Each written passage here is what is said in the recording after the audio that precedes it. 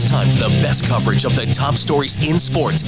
The Sports Wrap with Jason Page starts now. Yes, it does on a Thursday. Good to have you all with us for the next 60 minutes. Lots to get to. Some NFL discussion, a little college basketball.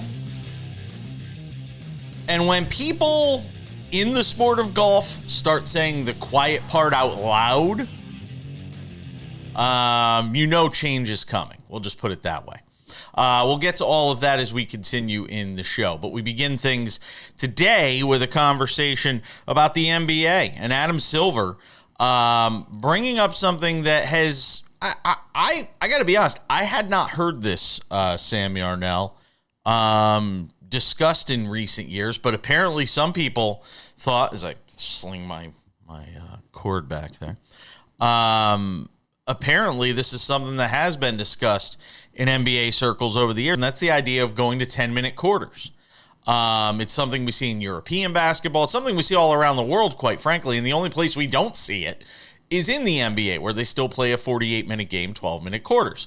Adam Silver has suggested the league go to 10-minute quarters potentially. It would obviously be a big change for the league if they decided to do so, because now you're talking about changing scoring records potentially. I mean, everything will move to, all right, it's almost like when baseball went from X number of games to 154 to 162. Records change.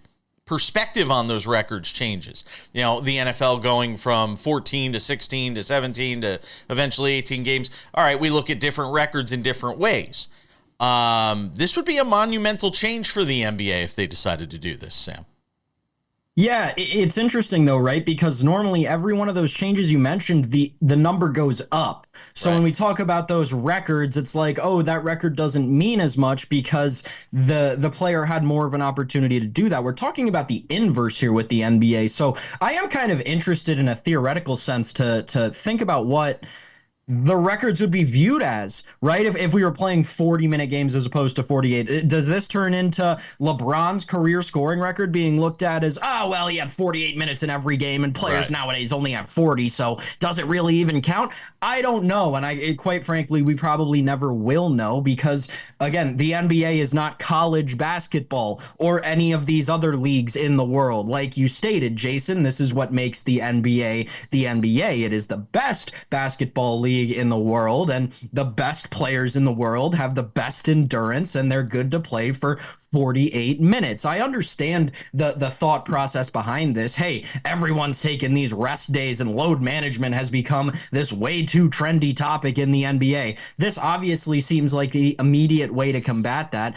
but quite frankly, I just don't see it happening. It doesn't seem feasible for basketball. I suspect, in again, the 30,000-foot view here, the more macro view, I suspect there is some major panic going on right now on Park Avenue when it comes to the NBA.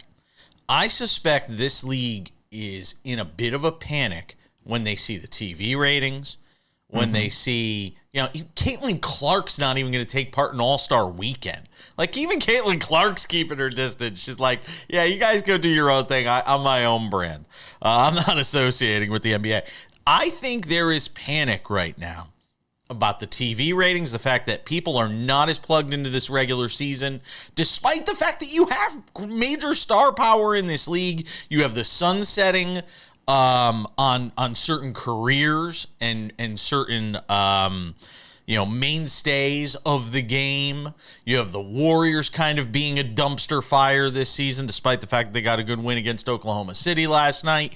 I suspect there is some panic in the league, and while I respect the fact that they're not doing a knee-jerk reaction and just implementing all these changes right away, I think you are going to see a line of changes, a number of changes that take place here over the next couple of years, 10 minutes being one of them. I don't know if we're going to get to a shorter season. I can't imagine the owners ever doing that. But I think you're going to see the three-point line eventually moved back, because as much as they want to say, well, it's just going to clog up the paint, you have to try something. And you can always move things around. Nothing has to be the same every single season. There's no saying. Look at the NFL. They make changes every year. Incremental changes, but changes nonetheless. I want to talk about something very tragic that took place.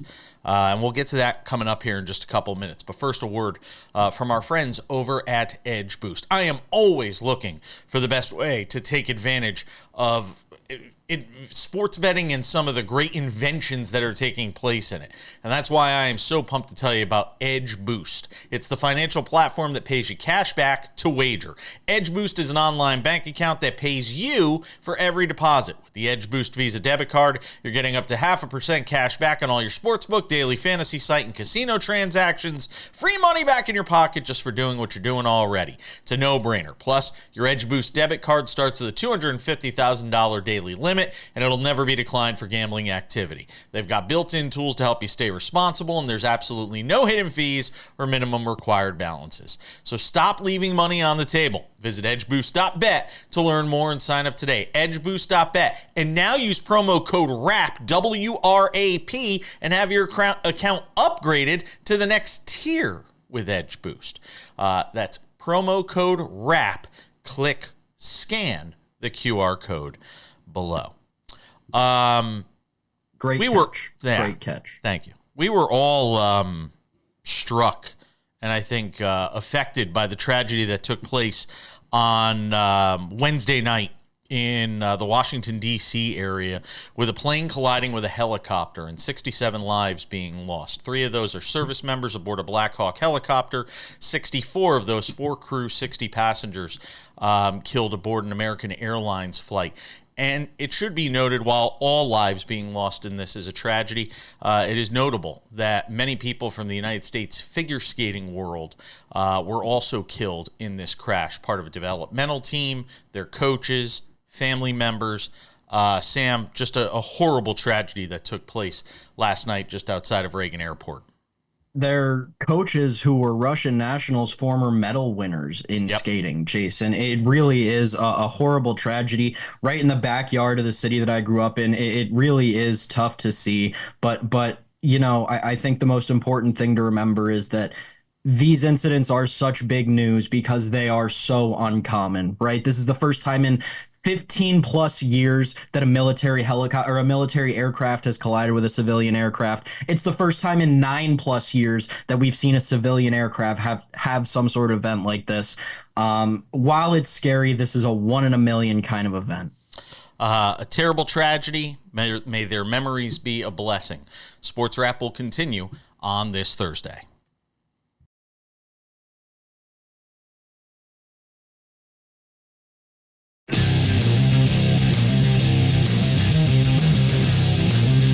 All right, let's take it to segment 2 on Sports Wrap. Coming up in 10 minutes. Andy Reid is the GOAT. We talked about it briefly with Jason Cole the other day. I want to delve into it a little more. And I am going to give you a stat, Sam Yarnell, that's going to make your head go. Okay? You have to. That's called a tease, ladies and gentlemen. We'll get to that coming up in about 10 minutes here on the program. Sam, as I was sitting here contemplating what we should talk about today, because it is that just dead week in between Super Bowl week and the end of the conference championship games, and you got to get creative and figure out what we're going to talk about. I've seen it all over sports media. I mean, ESPN's got 7 zillion people working there, and some of the topics I see them coming up with tells me, as somebody who's worked in the industry for 30 years, that everybody's just looking or walking around saying, what can we talk about today that's going to keep people watching the television? And we're no different in that regard. So I want to talk about the matchups that are going to decide this Super Bowl in New Orleans, Sam, and the matchups that sort of matter most in the overall scheme of this Super Bowl. And I will give you one for me, and then you can throw one out there as well, and we can pontificate on each other's choices here. I will suggest to you that what is going to make the difference in this game is Jalen Hurts against Steve Spagnuolo. That it's going to be what Jalen Hurts, because I don't think there's any question that if you are Steve Spagnuolo, you are going to throw the blitz. Now, over the last from basically 2021 going through this year, he has progressively gotten better every year in terms of his completion percentage against the blitz. Last year it was like 75%. This year it went down to about 64. So that obviously, you could say there was some regression back, but I mean, at one point he was like 48 or 50%, and he has gotten better throughout his career. And against the Commanders, he was very good. I forget exactly what the number was off the top of my head, but he had pretty good numbers against the blitz, against the Commanders in that game. The blitz of the Commanders is not the blitz that Steve Spagnuolo, and the different looks and variations that Steve Spagnuolo is going to be able to throw at Jalen Hurts. And we saw what that blitz was able to do in trying to disturb and disrupt what Josh Allen tried to do. And Josh Allen's still an amazing game, but it certainly made things difficult. And we think of that final drive where Dalton Kincaid drops the pass. But I mean, the blitz on that drive, they just kept throwing different looks at Josh Allen. And they are going to undoubtedly do that with Jalen Hurts. I think that is the key to this game, is how Jalen Hurts performs against the pass rush. What do you say? I hear you, and I think that there's a very interesting aspect there for sure. I also think there's another key matchup there between the Spags defense and the running game of the Eagles, right? It's the 9th best run defense in the NFL in terms of the Chiefs, and we know what Saquon Barkley's capable of, quite frankly. But Jason Page, I'll go to the other side of the ball for the sake of the segment. My biggest matchup in this Super Bowl is... Uh-oh. Sam has frozen. We have never had this happen before. Sam is frozen. Seen them. You actually froze. It's the first time since I think we've been doing this show that you just went frozen pizza on us. Okay, you can continue. Go ahead. All right. So where was I? The matchup. The Eagles defensive front. The Eagles defensive front against this Chiefs offensive line. Listen, the only time that we've seen this Chiefs team struggle throughout their dynasty run, right, has been when there's been a plethora of pressure in Patrick Mahomes' face. So what am I looking for here? I'm looking for Jalen Carter to get up the middle against an offensive line that's moved around a lot over the course of this season. Listen, their left guard is playing right tackle. They've got a left tackle who's out of position as well. This is an offensive line that does have a ton of talent. I mean, as you saw in that game against Buffalo at times, but also they're out of position against one of the best defensive fronts we saw in the NFL this season. So if the Eagles can get a ton of pressure in Patrick Mahomes' face, take away the ability to run the ball that we've seen the Chiefs have, whether it be Kareem Hunt or Isaiah Pacheco throughout the course of this playoffs, I think to me that's the biggest difference maker that the Eagles could come across to try and scrape together a win, Jason. But quite frankly, if they get dominated off the line on defense, it's going to be a long day for Philadelphia. Yeah, I've been looking. I'm scanning through the Chiefs' schedule and looking at some of their numbers while we were talking about this, what the Chiefs have done against the pass rush. And really, I mean, the most formidable rushing game, I should say, that the Chiefs faced throughout this year was probably the Ravens, right? We'd all probably agree on that. And the Ravens rushed it for 189 yards in that game. More on this in a moment, but first a word from our friends at Credit Associates. Are you $10,000 or more in credit card debt right now? In over your head trying to make monthly payments? There's a powerful debt relief program the credit card companies don't want you to know about. Overcome the debt trap of multiple credit cards, high payments, and high interest rates that keep you in debt for decades. Right now, it's Half-Uary with our friends at Credit Associates. They want to lower your credit card debt with one affordable low monthly payment. Credit Associates Debt Relief Program can help you resolve your debt in as little as 24 to 36 months, saving you thousands of dollars and decades in debt. Let them help you. Find out how much you can save right now. Call 1-800-747-5362 or just scan the QR code below. Sam, as we look into the last 90 seconds here, the line still remains 1.5 Chiefs and Eagles.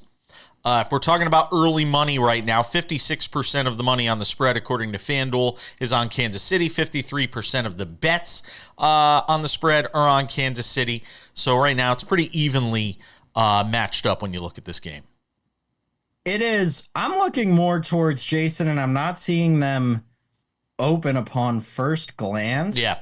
But I'm looking towards turnover props in this game. Ooh. I do think that quite frankly, comes down, is what this game could come down to, is turnovers. And I'd be looking to bet the over total turnovers in a game. Throughout the season, you could usually see plus money towards the over 2.5, light plus money, I'm talking plus 108, minus 130 to the under. But I really would like to bet some turnovers in this game. These are two teams that have protected the football decently throughout the course of these playoffs. But, big stage, bright lights, you really have to think that a turnover is going to win this game when it really matters. It's not bad. I'll give you one I like. How about any QB to score a receiving touchdown plus 7,000? See the Chiefs running some trick. Can you see the Chiefs running a little trick play down in the... deep in the red zone? Just saying. Andy Reid's probably got a whole bunch of tricks up his sleeve. We're coming back. Speaking of Andy Reid, GOAT status? We'll talk about it next. SportsWrap continues coming up in 10 minutes. Why it sounds like a nice suggestion from Bill Belichick. But I'm going to pour some cold water on it and tell you why it's not going to happen. That's coming up in 10 minutes. Sam Yarnell, Andy Reid's place in history. As much as we like to talk about Patrick Mahomes and what another Super Bowl title would mean for him, I think it's fair to start having the conversation now about Andy Reid because he's on a pace.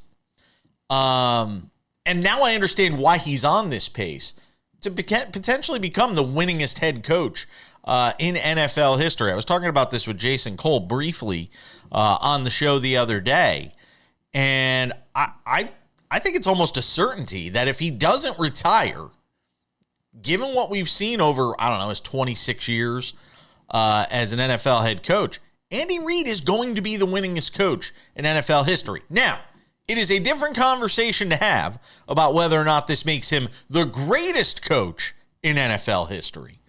But it's certainly, I think it is beyond, I think it would be shocking if Andy Reid did not become the winningest coach of all time. And here is a number that I want to use to support not just the idea of him being the winningest coach of all time, which he one day will be, unless he just decides to hang it up, he's bored and wants to go do something else.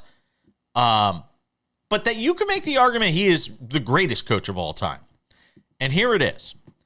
In 1999, as head coach of the Philadelphia Eagles, Andy Reid was 5-11. In 2005, he was 6-10. In 2012 with the Eagles, he was 4-12. Andy Reid has had 3 losing seasons in 26 years as an NFL head coach. We love to talk about Mike Tomlin and celebrate, he makes it to the playoffs, this and that. Andy Reid has had 3 losing seasons in 26 years. He has been to 5 Super Bowls. He has won 3. He is on the precipice of winning a 4th, Sam Yarnell.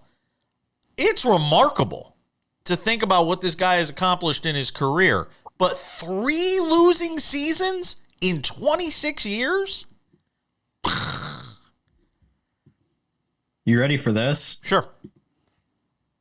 Mike Tomlin's never had a losing season in 18 years. It's amazing. I agree. That's crazy. Yep. So listen, the Andy Reid thing is interesting. There are a bunch of different avenues you can take this. Is he ever going to be George Halas? He'll probably have as many wins. Is he going to mean as much for any single franchise? Is there ever going to be a Reid Hall in Kansas City or Philadelphia? Belichick, we had this discussion like earlier this week or last week or whatever it was. No. And then number 1 overall, Don Shula. I think it's going to be hard for Andy Reid to crack the all-time top 3. I'm not saying he can't do it, but I definitely think it will take more than just winning this Super Bowl.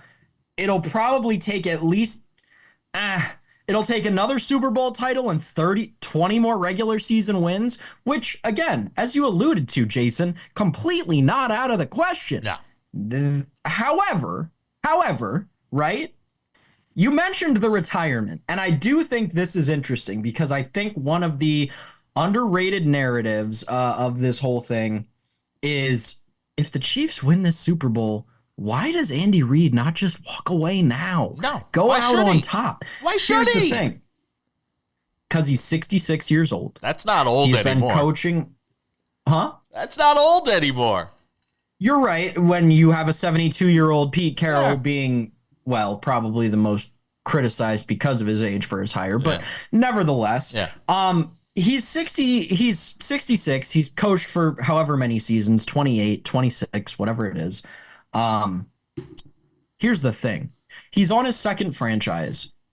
And I mean, we know that Andy Reid has this tumultuous history in his personal life, like that, a lot of which is tied to football, right? So I couldn't blame him at all. If he wins 3 straight Super Bowls and 4 in 6 years, and the guy says, I've had a great time. I'm going to go relax on the beach, eat some cheeseburgers with my kids and my wife. I couldn't blame him for that. I really couldn't fault him. I'm going to tell you something.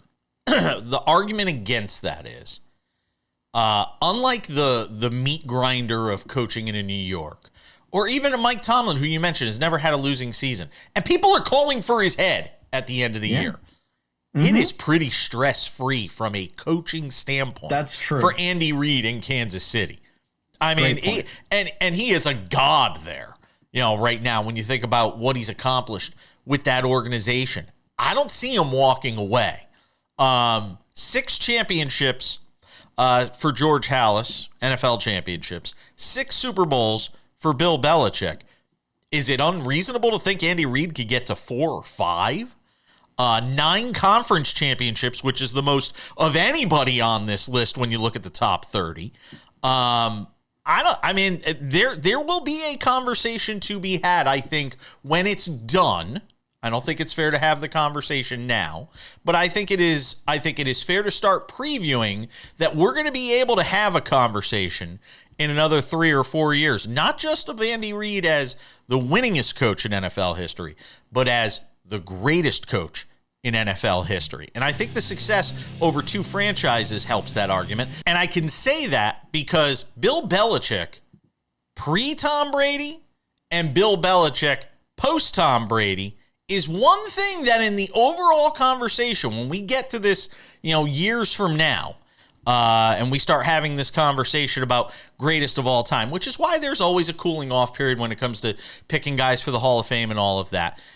One of the things that's going to come up in the GOAT conversation, Belichick will obviously be part of the Mount Rushmore of NFL coaching greats. But one of the things that's going to hurt Belichick is pre-Tom Brady, post-Tom Brady. And it's something that Belichick even kind of alludes to in something that we're going to talk about coming up here. Bill Belichick, Jim Gray, conversation they had on the Let's Go podcast. And later in the show, we've got to get to Dan Hurley, UConn Huskies men's basketball coach. You know how much money he turned down from the Lakers? Do you remember how much money he turned down from the Lakers? Well, now he's coaching a UConn team, trying for a 3rd straight national championship, and it may not be able to get across the finish line. Did he make a mistake? We will talk about that coming up as well. We'll talk about it next.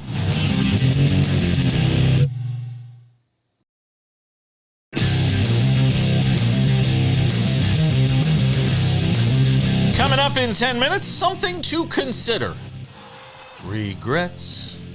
He might have a few. I'll tell you what I'm talking about coming up. You like my singing voice, Sam Yarnell. You like it. You like that. No? You ever are you much of a singer? You ever do karaoke? No. You've never done karaoke in your life? No. I mean, maybe when I was younger, but not of memory. Sheltered young man. You've never done... let me tell you something. You have not lived until you have gotten up in front of a room full of strangers, especially some who are, lubed up on alcohol, okay? You have never done... You have not lived until you've gotten up and sang New York State of Mind in front of a room full of strangers. You haven't lived. We might have to do something about that when you come out here to Vegas. Oh. No. Dynamite drop in, Monty. Those broadcast lessons really paid off. What was this segment about? Hey, look, it's the week break in between the Super Bowl and the conference championship game and Super Bowl week. So we're going to have some fun. We're going to talk about karaoke on SportsWrap. Why not? Absolutely. Because people out there, they know what I'm talking about. You watching at home right now, come here. Look at these eyes. I'm looking at you. You know about karaoke. Sam Yarnell. I want you to listen to Bill Belichick on the Let's Go podcast, talking with Jim Gray. And the conversation delved into the greatness of Belichick as a head coach, and he wanted to deflect and give the praise to players. But where it goes is quite interesting. Watch. Players win games. You can't win games without good players. I don't care who the coach is. It's impossible. You can't win without good players. I found out when I had Taylor and Banks and Harry Carson, Pepper Johnson, Jim Burt, Everson Walls, all those guys of the Giants. And same thing, when we got good at Cleveland and then at New England. I mean, it's Brady, it's McGinnis, it's Vrabel, it's Bruschi, it's Corey Dillon, it's Randy Moss, Troy Brown, Lawyer Malloy, Ty Law, Rodney Harrison. Those are the guys that won the games. Man, I didn't make any tackles. I didn't make any kicks. That was Vinatieri that made that kick in 4 inches of snow. You got to have good players. And as a coach, you want to give your players a chance to win. You want to put them in a position where if they go out there and play well, they'll have a chance to win. That's what Coach Parcells taught me is there's always a way to win. You just got to figure out what it is, and you have to give the players a chance. They don't name it the Star Trophy. It's named the Lombardi Trophy. Maybe they should name it the Brady Trophy. He won seven of them. Wow. Suggesting naming the Super Bowl, or there is something to be said. There is no, and this has been pointed out, there is no Super Bowl, there is no name for the Super Bowl MVP. And the suggestion being made is, by some in the media, that they should name it the Tom Brady Super Bowl MVP. There is precedent for it in other sports. I'm going to pour some cold water on it, though. I'm going to tell you why this is not going to happen, not anytime soon. And I'll tell you why coming up in just a moment after a word from our friends over at Credit Associates. What a game last night. Shai Gilgeous-Alexander at 52 in a loss, though. Yeah, he was great. Fantastic performance against the Warriors, but in a loss. He was blocked by the Warriors from getting a victory, just like your credit card debt has been blocking your financial freedom. It's time to break through. Credit Associates can help you slam down your debt for up to half of what you owe.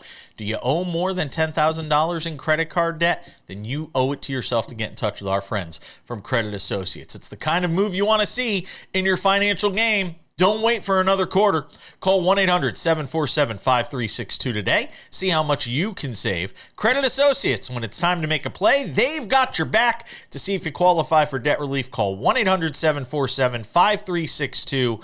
It's Half-Uary. Visit creditassociates.com or just scan the QR code below.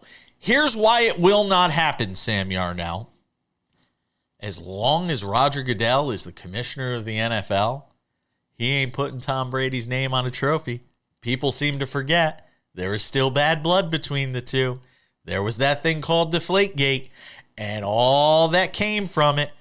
And we all remember You know, him having to get up on a podium after Deflategate and hand a Super Bowl trophy to Tom Brady. He is not naming anything for Tom Brady. I can promise you, as long as Goodell is the commissioner, it will not happen. I'm not saying that it's going to get named after Brady, but I don't think Goodell being the commissioner is what's holding it back. And here's why. Who's Roger Goodell's boss? The owners, right? What is Tom Brady now? An owner of a franchise. Minority, but yeah, I get you. So as much as Goodell wants to be salty, you can't be salty at your employer, or at least you can't let it show. That's a grade A way to get yourself fired. So do I think it has a realistic chance of happening? Brady has more of an argument than anybody else.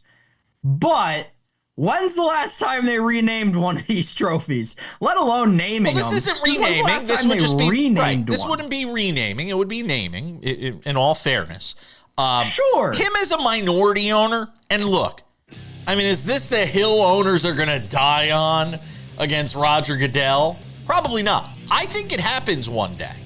I just don't think it'll happen while Goodell is commissioner. That's all.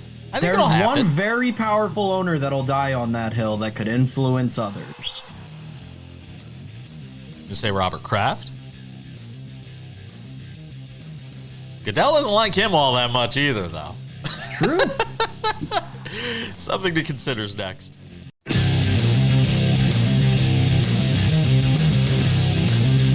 Odds and Ends wraps it up in 10 minutes. It is inevitable. That's all I'm going to say. What am I talking about? You'll find out in 10 minutes in Odds and Ends. Sam is off next week, by the way, and while he will make little spot appearances on the show, he will be tending to his Sports Grid duties. So Sam won't be here next week, and that means Vladimir Louisant will be with me for the entire week as we get you ready for the Super Bowl in New Orleans. Have a good time in New Orleans. Have you ever been to New Orleans? No. You got anything on a bucket list of things you want to do while you're there? With the little time I have, I would like to go to that the place with the green roof that has the beignets. Is it in the French Quarter or something like that? Yeah, or are we the talking famous Bourbon place Street? with the green roof. Okay. All right. What the heck is it called? Beignets. I'm really sorry if there are any New Orleans natives out there listening. And, I'm sure and by the way, yes, we are on all of Louisiana. We're not just on in New Orleans every day. We're on in all of Louisiana. If you are watching us in New Orleans or anywhere in Louisiana, go ahead. Here, I'll even help people. I'm going to put your X handle back up. Send a note to hit a note to @Sam_Yarnell. Don't message me because I've never been to your city and I'm not going to your city for the Super Bowl. I wish I was. Maybe the next time it's there, we will be there. Cafe du Monde. That's the name of it. Cafe du Monde. Duh. See? Now people are going to... But still, as Jason was saying, hit me up with all the best food recs because I'll be looking for some grub while I'm down there. If you've got any suggestions for Sam right there, hit him up with those. All right. Something to consider, Sam Yarnell. Did Dan Hurley make the wrong choice? Now, I know this is a lot. I will fully embrace the idea that this is rear view mirror stuff. Everything in the rear view mirror is 2020 or in hindsight is 2020, right? So we're making this, we're talking about this as if we could have foreseen that UConn would be the 25th ranked team in the men's college basketball rankings and barely beat DePaul last night. That game was, DePaul was leading in the second half of that game last night. This is DePaul we're talking about. No disrespect to our friends at DePaul. We love you. We're glad the program's doing a little better than it had been. I think you won your first conference game this year in like forever. Good job. Congrats. But this is UConn, back-to-back champions. Dan Hurley turned down a $70 million contract offer. Life-changing money life-changing opportunity to coach one of the premier franchises in all of sports, one of the most valuable franchises in all of sports. Shams Charania breathing a sigh of relief that he turned down that job. But let's be honest about it. It may have been a mistake when all is said and done. Because to me, anything short of UConn winning a national championship means he made the wrong choice. I think there's a gamble in any decision that he would have made. Roll the dice. Right. It doesn't help. It doesn't help in any way that 2 of his starting 5 were taken in the top 7 of the NBA draft. But he knew that. 4 of his starting 5 were taken in the NBA draft. I get that, but here's my point, right? Yeah. What has Dan Hurley's thing been at UConn, right? What has made him so successful? It's not this modern era of basketball where you get guys in from all over the country and you have them transfer in. I'm looking at you, Hunter Dickinson. Dan Hurley built that program from the ground up. He freaking boots on the ground, recruited it all the way through the end and saw it through to multiple national championships. I think the gamble in it all comes when he had already recruited this year's team, right? By the time he was approached with the contract offer from the NBA, right? And he took that gamble on his recruiting ability being as sensational as it's been in years past to lead to a draft class like this for UConn. Quite frankly, the odds were in his favor and he got an unlucky bounce, it seems. But it's January 30th, right? Like, this is not the 3rd week of February. We're not getting ready for conference tournaments yet. There's still time to rectify this before we get even all the way to the big dance. And I think UConn will still have an opportunity to do so. I do think they'll have an opportunity, and there is still time, as you said, to sort of rectify the situation. But I'll also go back to this. I wonder if his shtick now, if let's just say it goes bad this year, I wonder if NBA teams are going to want the shtick that comes with Dan Hurley. If after this year they don't win a national championship, are there going to be NBA teams calling for him? Now, there might be. There might still be. But I question whether or not that's going to be the case, whether or not NBA teams are going to want him a year removed from the back-to-back national championships and knowing what he comes with. I don't know if his shtick plays in the NBA or not. Maybe it does. I don't know. Maybe it does, but here's my thing also. We haven't seen him at that level yet, right? So I don't necessarily want to assume that style of coaching would necessarily carry over at all. He may be a different guy on the NBA sidelines towards the officials, towards his players, just because it's a different level of basketball, right? I don't know if he's capable. I don't know if he's capable of being a different guy. That's interesting. There's a lack of self. Let's be honest about something here. There's a lack of self-control that comes with Dan Hurley, and it's covered, masked by the winning. You go to an NBA team and they win 25 games next year, that shtick don't play. Yeah. Just a thought. 25 and 47 ain't gonna matter. We're coming back.